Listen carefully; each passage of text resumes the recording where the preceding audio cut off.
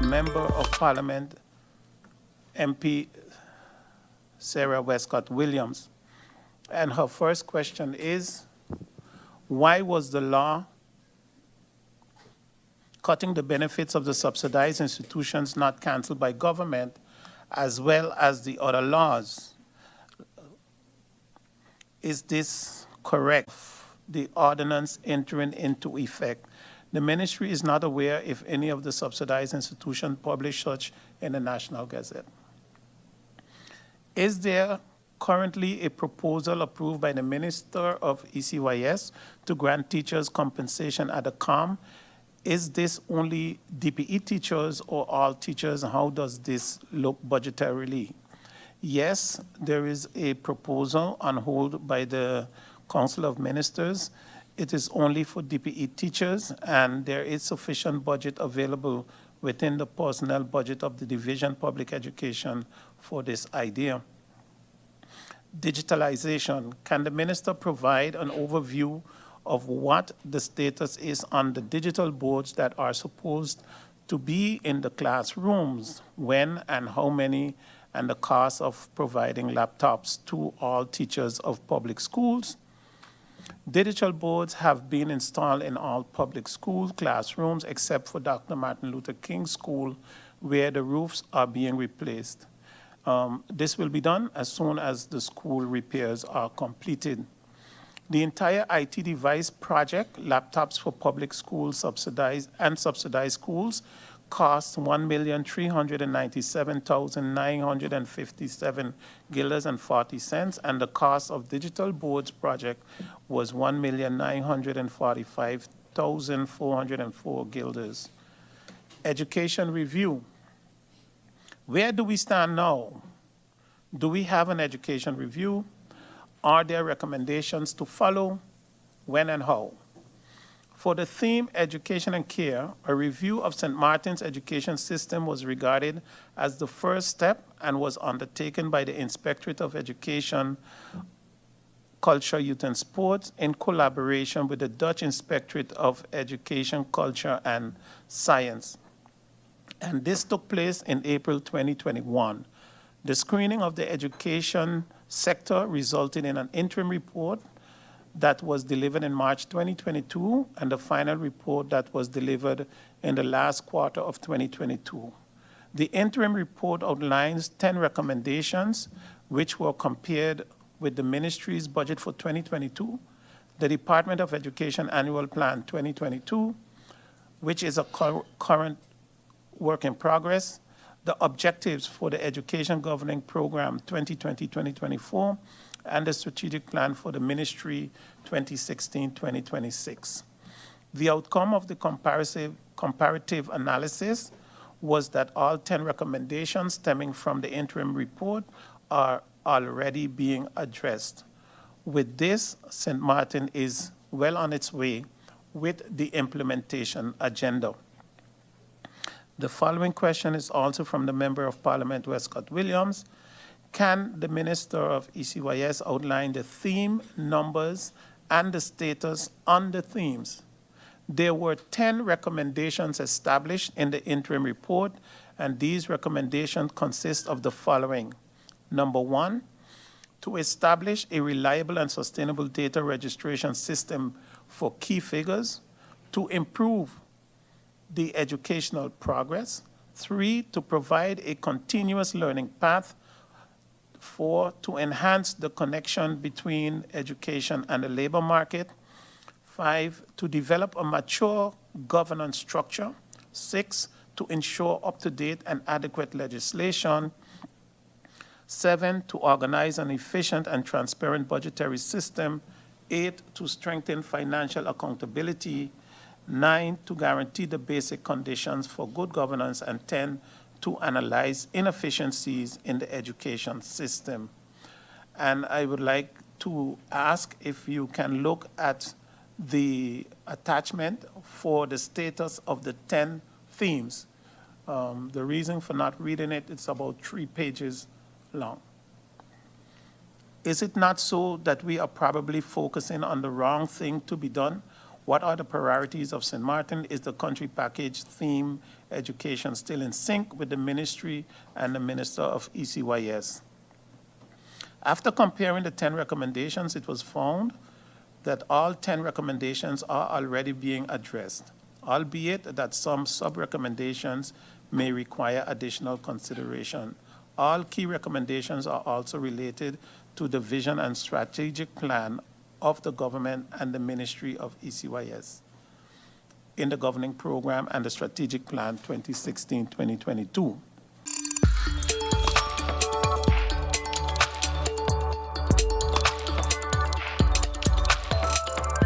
First question would have been, where are we with the education reform?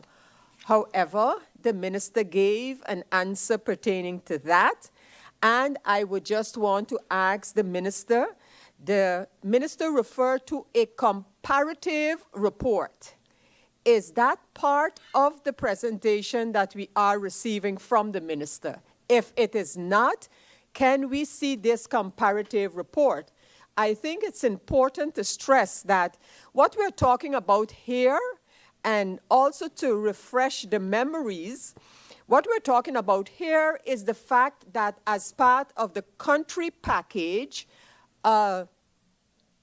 review of the educational system was commissioned. We had an interim report was made, we had a final report made, we had a reaction by the ministry to that report, and now I'm hearing from the minister, when you look at the 10 points, the 10 main points in the final report, and you compare it with what the ministry is doing, that pretty much all 10 points in the report are in execution or at least on the table of the ministry. That is why I would like to see the comparative report, point for point. This is what needed to be done. This is how it is being done by the ministry. Does the matter of financing of education, which was like a red thread throughout the reports commissioned via the country package, does that appear in the 10 points? And if so, what is the status of addressing the financing of education? What is the status of addressing the entire financial system and process of education, if that is taken up in the 10 points?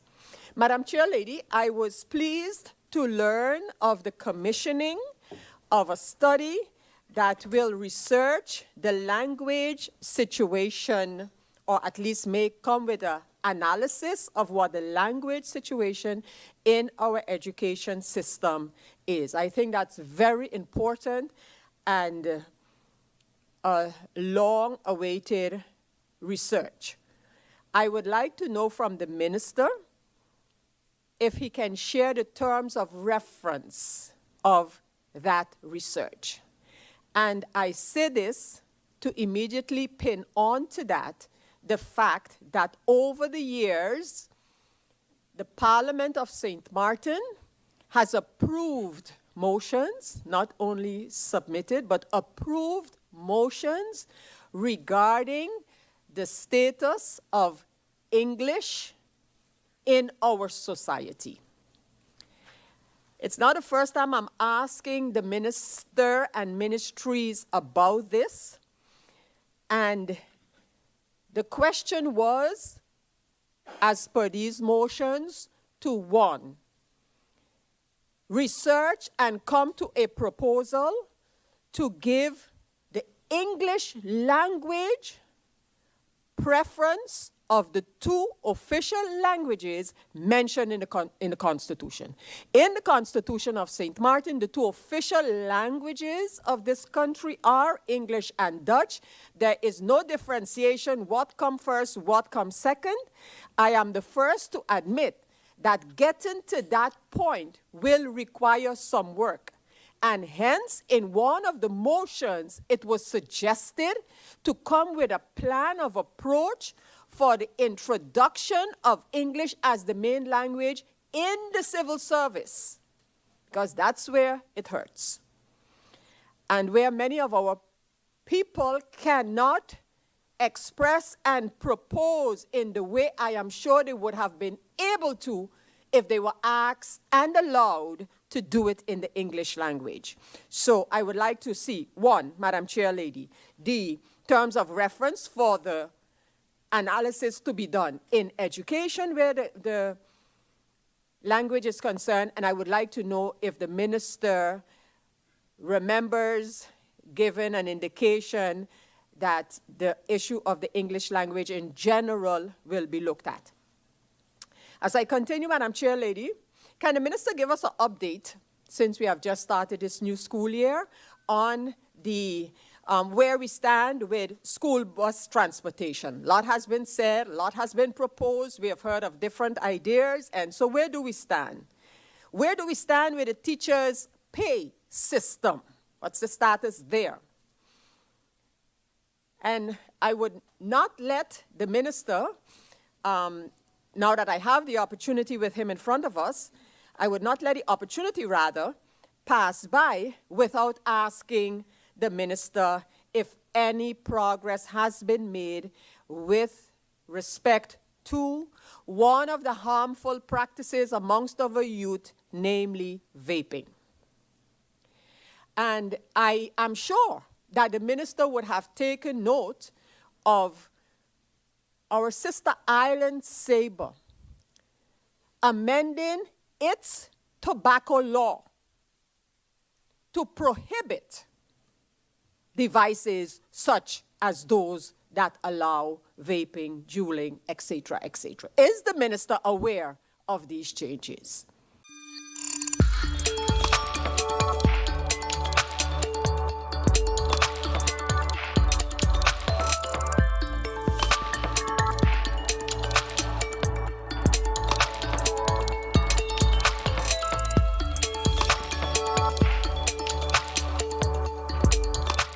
Mealtime rules. Don't serve yourself first. Do not eat with your mouth open. Don't rest your elbows on the table. Don't make noise when eating. Does not apply when enjoying KFC buckets.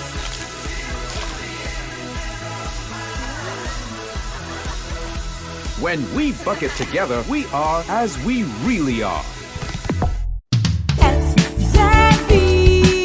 Your social and health insurance is SXM. Your social and health insurance is. Are you SXM insured? Do you have a valid medical insurance status? SXM is cardless. Request your My SXM account today and enter the virtual office of SXM. Go to sxv.sx and sign up now. SXM, yeah. Your social and health insurance is. During the hurricane season, a potential tropical cyclone can produce rainfall that can cause flash flooding and rockfalls. Stay away from flood-prone areas during heavy rainfall, such as Jump Up Casino on Emma Plain Road in Phillipsburg, ATLH Road Roundabout, L.B. Scott Road from Emilio Wilson Park until Cake House Supermarket, Zaker's Gut from Petro Plus gas station until the Seventh-day Adventist Church, Welchalaken Road K Hill from Welchalaken Road Roundabout until the One-Tete Loke Roundabout, Beacon Hill Road from Sunset Bar and Grill until the beginning of White Sands Road, and Rhine Road, also known as Mullet Bay Road, after Sonesto Maho Beach Hotel to the entrance of Cooper Coy from the intersection of the University Drive until the intersection of Rio Grande. For more information on how you can keep yourself and your family safe this hurricane season, visit stmartingolf.org/hurricane. This public service announcement is brought to you by the government of St. Martin.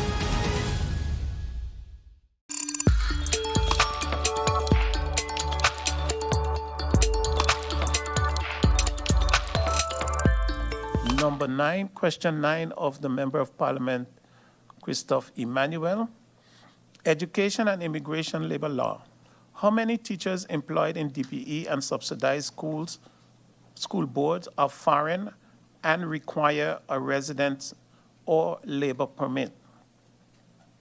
The table below indicates for the various teachers from DPE and the school boards the various amounts. I would like to ask the members of parliament to pay attention to this.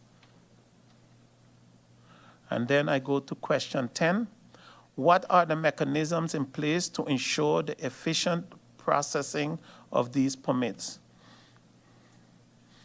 The permits are processed by the Ministry of Justice and the Ministry of VSR.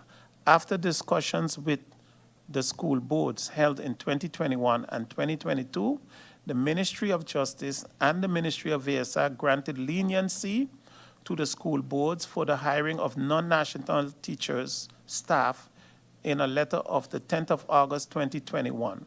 This letter expired on July 31st, 2022, and extension of the leniency was granted until December 31st, 2023, by way of a letter dated the 29th of July, 2022, which also outlined the strict conditions under which the leniency is granted. The leniency allows non-national teaching staff to enter St. Martin prior to submission of employment permits at the Ministry of VSR and grants a period of 60 days to apply for said permit after arrival of the non-national employee.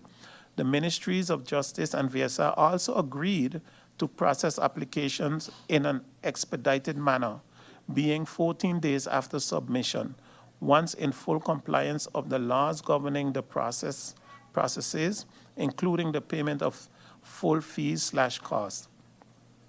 The Ministry of Justice and VSR also offered the school boards continued support and guidance from the Department of Immigration and Border Control and the Division of Labor Affairs and Social Services. Question 11, are there any ongoing discussions with the Ministry of Justice to relax the immigration policies for foreign teachers? To this question, I will say see the answer above. Are there currently any teachers working with expired residence and or labor permits? Are there any working at CBA specifically? And this answer is also in the question 9 that was answered above. Minister of Finance and acting PM went to and told boards to pay if the money is there. The Minister of ECYS says he cannot compel them to pay. Whose authority is it to tell the subsidized school boards to pay once the subsidy is there? The answer, school boards are funded by the government via the Ministry of ECYS in accordance with established legislation and regulations, and school boards are required to utilize the public funds received in accordance with established legislation and regulations. The question was asked to the minister concerning the roof at MLK. You know the answer the minister gave? It's progressing. What does that mean? Have you seen the roof, minister? So what in that is progressing? Do you have pictures? Can the members of parliament get a look at it? How far is it? What's the progression of it? Is the ring beam on? Is it off? What in the roof is progressing? Madam Chair Lady, this is what I keep talking about when ministers come to parliament and they give these type of answers. I mean, come now. The roof is progressing. It means you could just have one rafter on. That could mean progressing too. Madam Chair Lady, these are questions that was asked from the 9th of February. Today's the 14th, I believe, of August. February, March, April, May, June, July, August. That's 6 months. How long does it take for a roof to be totally and fully completed? How long? So I ask the question again, what does progressing mean? How far is it? It can't be, Madam Chair Lady, for crying out loud. Please, Madam Chair, ask the minister through you to come with a better answer. than simply saying the roof is progressing. Madam Chair, it's just a roof. And this is the answer that we receive. Madam Chair, the question was asked also, and this is question 12. Are there currently any teachers working with expired residence and labor permits? Are there any working at CBA specifically? The answer from the Honorable Minister, and this is what really irks me. See chart 9. The answer? Please see answer to question 9 above table. Okay, then let's go to question 9 above table. It says, school board, among teachers requiring labor and immigration permits, among teachers working without a permit, DPE 0, CBA 1 without, 2 teachers awaiting approval, residence permit. And again, Madam Speaker, these are questions that was asked from since February. When you scroll all the way down, it says, no information received to date. Then I have to ask the question, when did the minister answer these questions? Because if these questions was asked from in February, 6 months on, what we have? No information received to date. Is it to date meaning today? Is it to date meaning today? Knowing that you're coming to Parliament with the answers. So are you saying, Madam Chair, through you, is the Honorable Minister saying that today, on the 14th of August, no information is received? In 6 months. It goes on to say, Madam Chair, it goes on to say, 2 are waiting, and this is from 5. 2 are waiting both permits, 3 are waiting immigration permits, 3 off island awaiting immigration permits. Madam Chair, lady, through you, again, when was these questions answered? Is it that the minister is saying these answers is relative to today, up to date to today? These are the answers as of today. It can't be, Madam Chair. It simply can't be. When you go to the Stickton Catholic, it says 2, both awaiting docs from IND. I mean, for how long, Madam Chair? How long?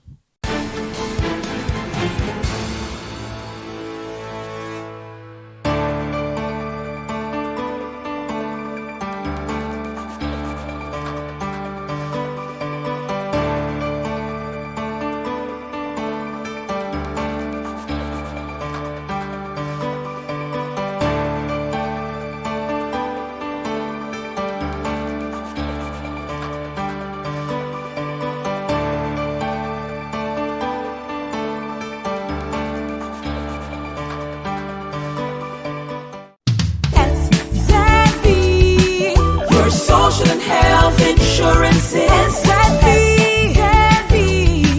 Your social and health insurance. Are you SXV insured?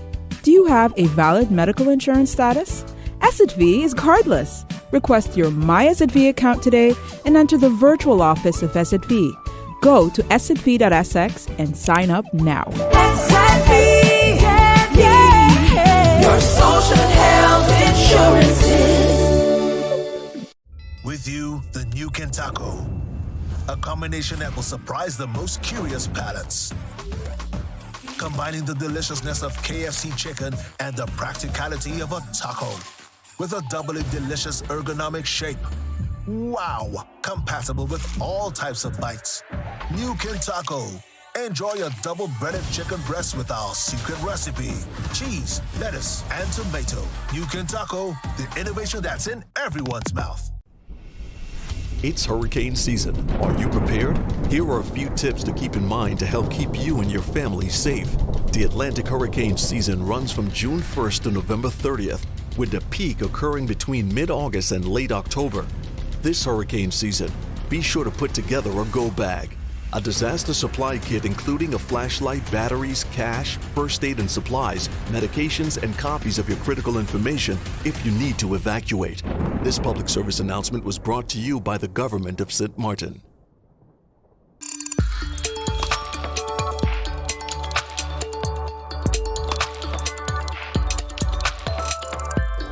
Young people, repeat after me.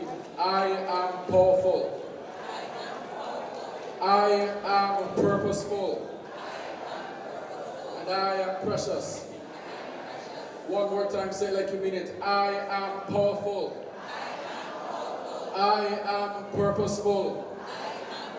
And I am precious. When we are children, we take many things for granted. We take our friends for granted. We sometimes take our blessings for granted. And it makes sense to us as children because the only thing that we are focused on is living. We do not care about anything else, and we just want to live fulfilling life as children. When we reach and ascend to youth, we become more goal-oriented. We prioritize our time and become more focused on exactly what we want in life. No matter what happens or what age you reach, one must always keep their inner child alive. The child that wants to live to the fullest, the child that wants to cherish some of the most amazing moments that life has to offer, and the child that laughs and giggles at the silliest things. Oftentimes as adults, people tend to forget to enjoy life and to have a good time, and that is why it is essential to continue to be that child throughout the entirety of your life. Youth is we can use our platforms and our innate qualities to become agents of change. Young people say we will be agents of change. Youth and life indeed itself flashes by in the blink of an eye. That is why you need to ask yourselves, what can I do for my society and my country?